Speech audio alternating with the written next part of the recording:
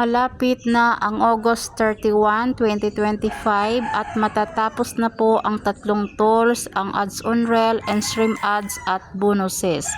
So kailangan ngayon pa lang ay linisin nyo na ang inyong mga account para ma-invite kayo sa content monetization.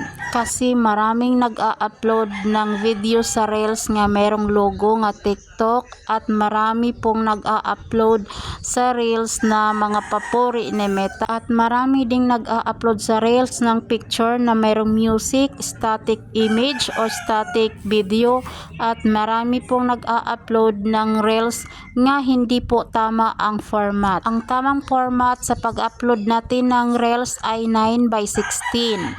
Kapag may na-upload kayo nga reels sa mga nabanggit ko ay i-delete nyo na kasi isa po yan sa dahilan nga hindi kayo ma-invite sa content monetization.